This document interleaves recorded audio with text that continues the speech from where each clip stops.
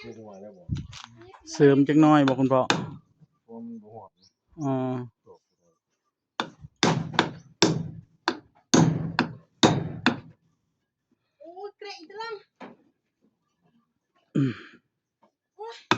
ก็โรยขี่จะไหลขี่เฮียโอ้คืออยู่ใกล้ๆมันก็ขี่ได้ไหมไม่เป็นไรคุณพ่อละมีหมดก็หมด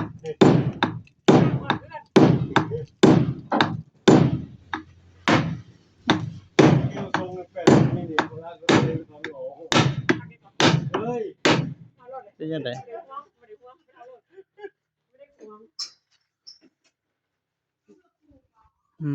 เราปูแล้วเราปูให้เว้งเลยวะ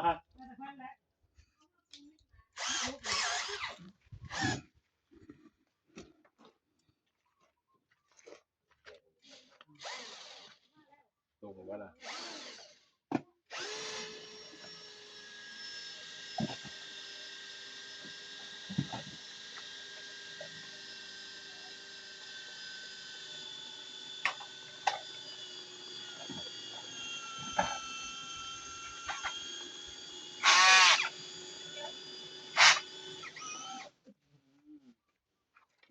เจาะเอามันจะเข้าง่าย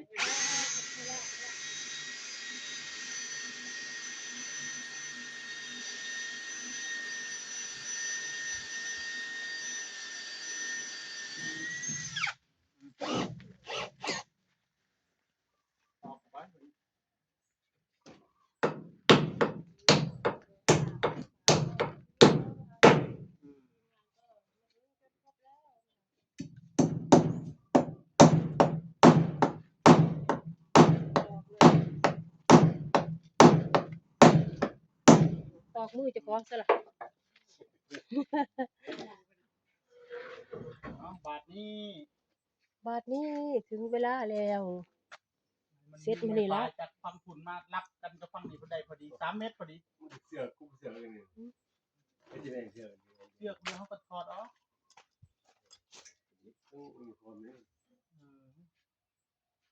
เขาก็ตัดเชือกออกนี่เสือกที่ยิงสายมันตัวละเตี้ยแล้วตอกมาถึงอีเนี่ยเด็กอี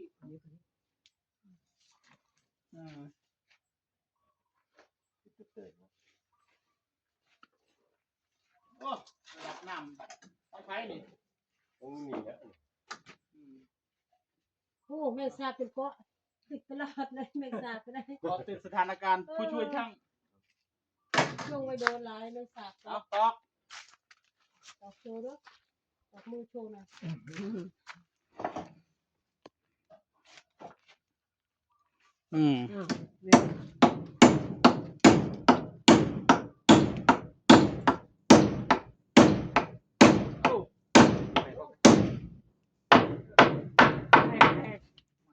แจกอีก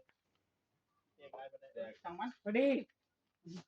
ว่ามีส่วนร่วมหรอกคนสีมาแจกกับพ่อไม่ฝั่งนี้แตก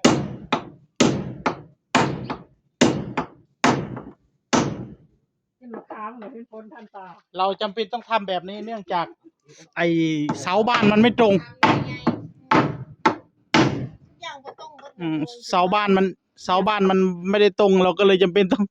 ตั้งไม้ขึ้นมาประกบใหม่เวลายิงไม้ฟ้ามันสิบ่เบี้ยวซ้ายเบี้ยวขวาสำใดอะนะ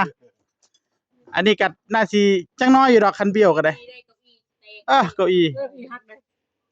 เก้าอี้ฮักอ่ะเป็นยังไงเราโอ้เลิกจากของเลยเป็นไรแกะออกบ่แกะออกมึงดูเสียบดีป่ะได้ดีป่ะเต้นดีป่ะแกะออกก่อนก็ได้มันเป็นตะยากลายก็ได้เสียบไม่จับยากอะไรนะเอาใบขึ้นเอาใบพ้นหน่อยนะยังพ้นหน่อยนะนี่แก้วเลยแกยังพ้นกลางหัวเราลงบันไดเป็นพ้นห้ามนี่คนกินที่มันดัน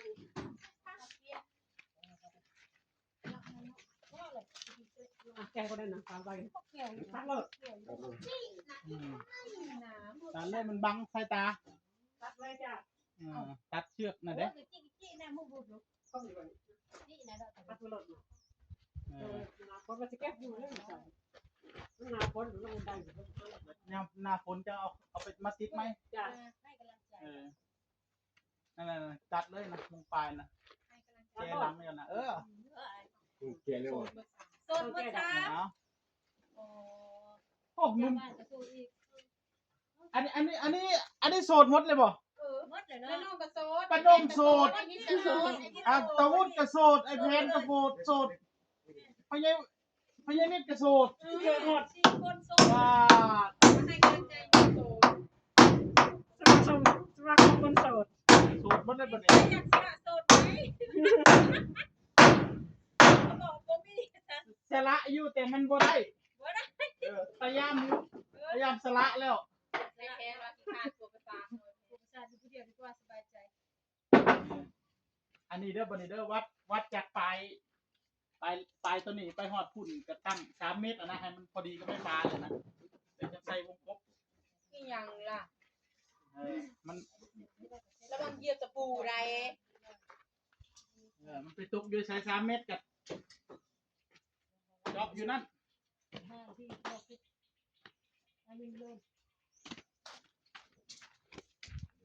อืม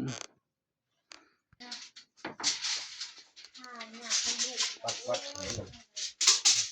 นึกว่าคุณพ่อไม่มาที่ไหนได้ยากโมจิ อยากเอา โมจิมึงมาเล่นนะไหนมันบอกว่ามันจะมาด้วยนะ น้ำจะไปตกปลา เออ ขอตรงไหนเนี่ยขอขึ้นมากนะไม่ทำอะไรก็ไม่ว่า ซอยนี่ก่อนมา ซอย ซอยเลยไปกันบ่ได้มีหยังเลยซอยเอาเลยบ่มีวัดบ่มีหยัง แม่งอันนี้ได้จุดดีได้ ไปถึงว่าเด้อ นี่เป็นมาดาเรื่องในดูคุยดีโอ้ยใช่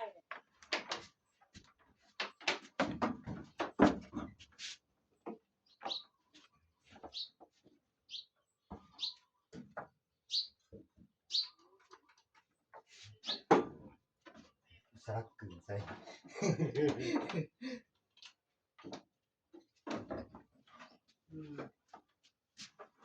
เชือกมาแล้วถือเชือกแล้วมันหัวสักเลย ดีได้